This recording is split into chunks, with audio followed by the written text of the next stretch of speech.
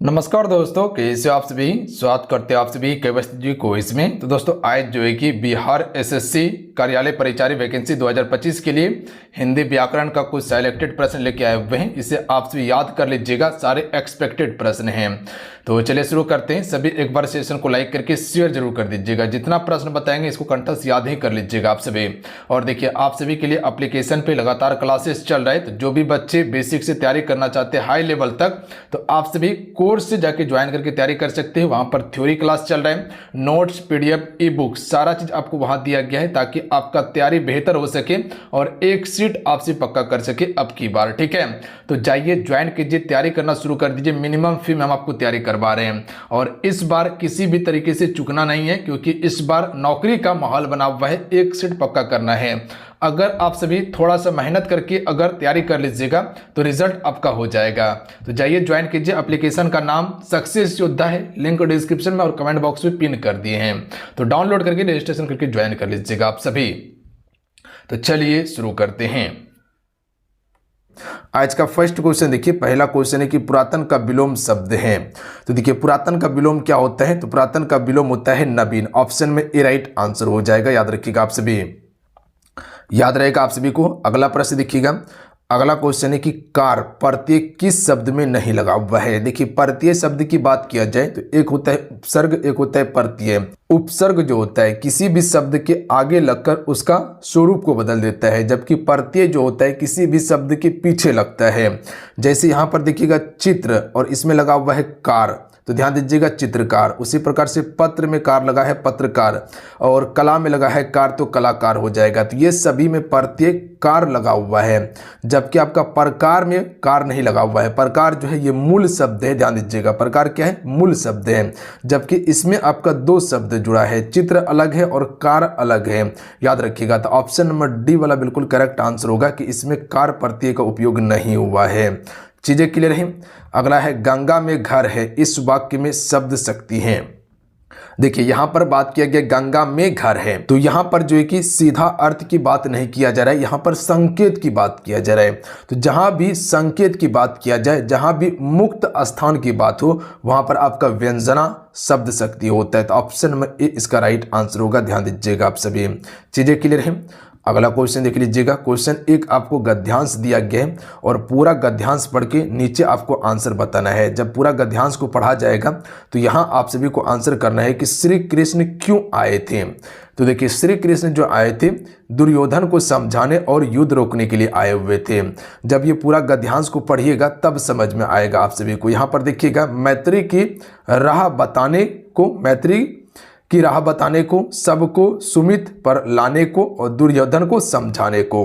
तो कृष्ण क्यों आए हुए थे, दुर्योधन को समझाने और युद्ध को रोकने के लिए। तो ऑप्शन में सी वाला करेक्ट आंसर होता। अगला क्वेश्चन देख लीजिएगा, ले चला साथ में तुझे कनक जो भिक्षु लेकर स्वर्ण, इस पंक्ति में कौन सा अलंकार है।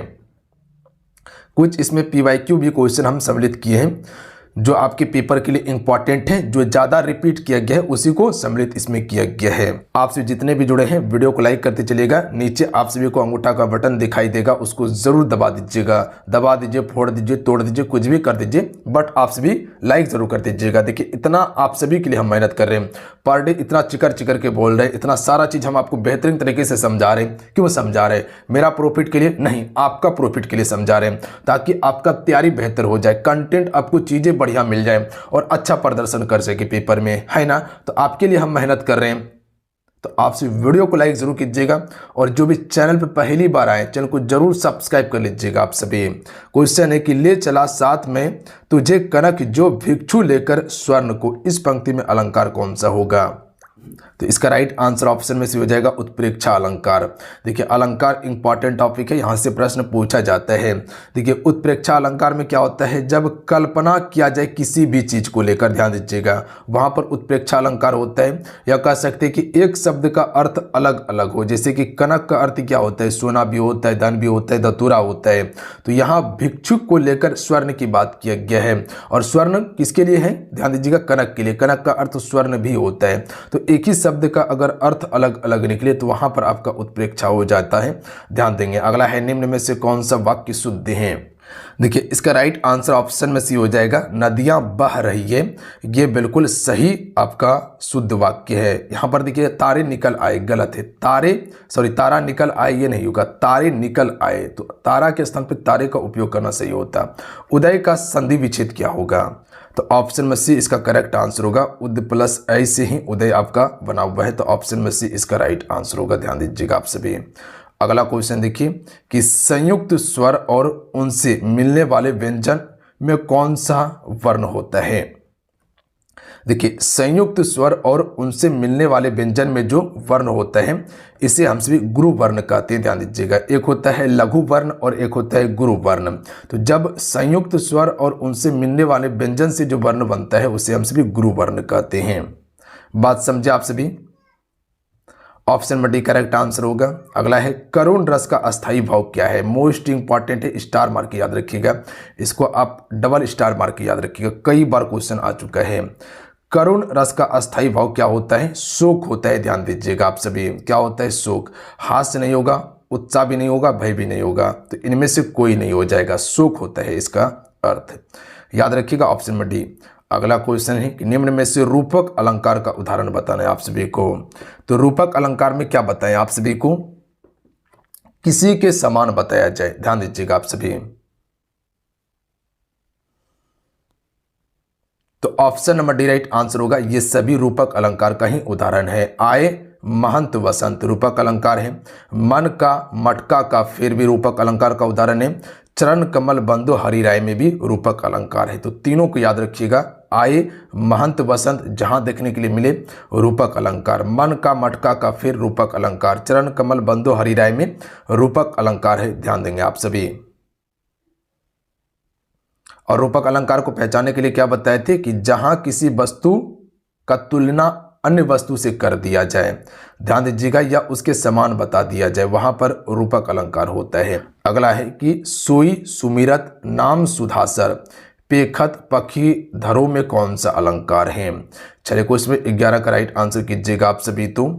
तो इसमें आपका दोनों हो जाएगा, यानी कि आपका इसमें अनुप्रास अलंकार भी होगा और रूपक अलंकार भी होगा। यहाँ पर देखिएगा अनुप्रास अलंकार कैसे है? अनुप्रास अलंकार में क्या होता है? एक ही वर्ण की आवृत्ति होता है, जैसे स है ना, तो यहाँ अनुप्रास अलंकार हो जाएगा। प्लस में रूपक अलंकार कैसे हैं? तो यहाँ पर नाम को क्या बताया गया है? सुधासर बताया गया। ध्यान दीजिएगा, यानी कि किसी के रूप में प्रदर्शित यहाँ पर किया गया है, किसी के समान बताया जा रहा है। नाम को क्या बताया जा रहा है? सुधासर बताया जा रहा है।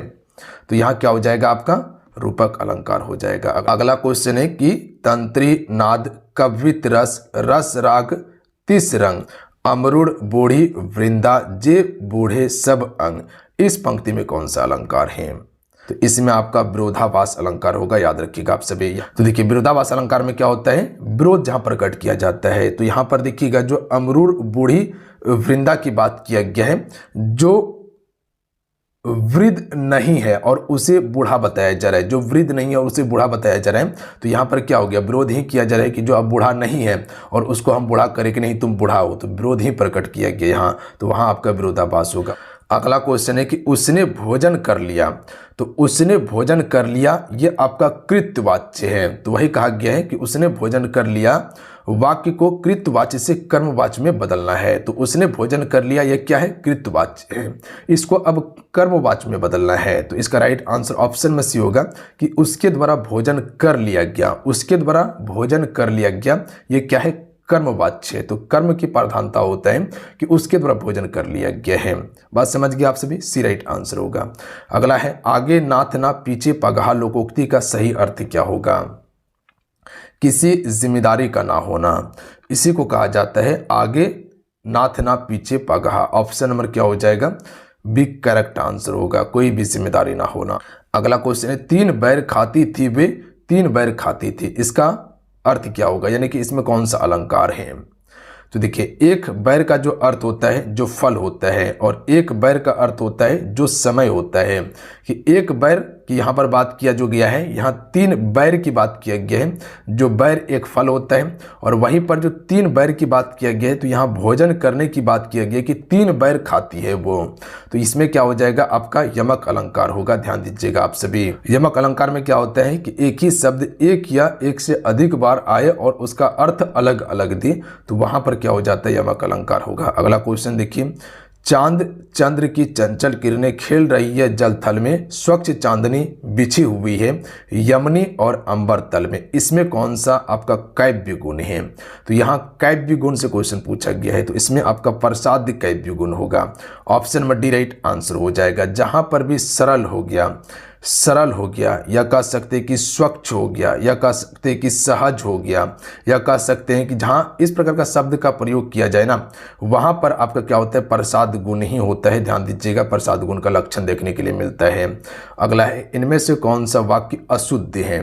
देखिए, अशुद्ध वाक्य की यहाँ पर बात किया गया तो ऑप्शन नंबर ए वाला होगा, वह तो कब आया, ये आपका अशुद्ध है। सही क्या होगा, वह तो कब आ चुका है, सही होगा। वह तो कब का आ चुका है, कब का आ चुका है, ये आपका क्या होगा, सही होगा। ध्यान दीजिएगा, जबकि ये गलत है कि वह तो कब आया, ये गलत है। उच्चारण करने से ही पता चल रहा है। पैसे पेड़ पर नहीं उगते, सही है। कल तुम्हारे पापा जी मिले थे, सही है। मुझे अमृतत्व सजा है, ये भी सही है, जबकि ऑप्शन में एक गलत है। अगला है, पो फटना मुहावरे का अर्थ क्या होता है? तो right answer option number C हो जाएगा, प्रातः काल होना पो फटना मुहावरे का अर्थ होता है। जबकि पो का अर्थ क्या होता है, भोर का समय होता है, और पो फटना सुबह होना होता है। याद रखेंगे आप सभी, यानी कि सूर्य उग जाना। अगला क्वेश्चन देख लीजिएगा, निम्नलिखित में से कौन सा युग्म सही उपसर्ग एवं शब्द के आधार पर है?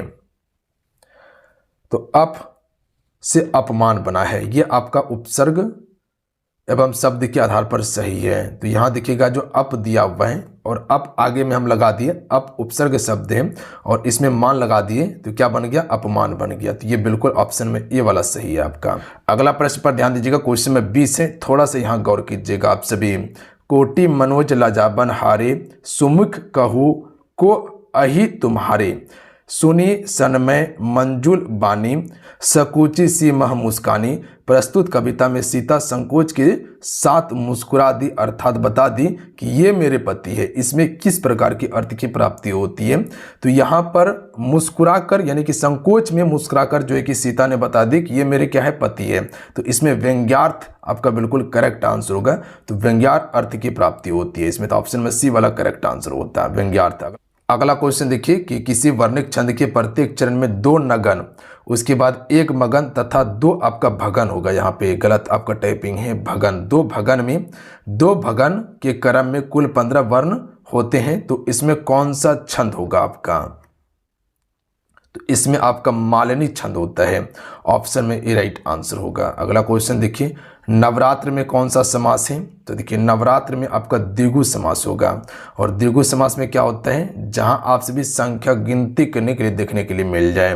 तो यहाँ 9 रातों की बात किया गया है, 9 रातों की यहाँ पर बात हुआ है, तो इसमें आपका द्विगु समास होगा। ध्यान दीजिएगा। अगला है, जहां बिना कारण के कार्य का होना पाया जाए, वहाँ कौन सा अलंकार होता है? तो यहाँ पर विभावना अलंकार होता है। जहाँ बिना कारण के कार्य का होना पाया जाए, विभावना अलंकार होता है।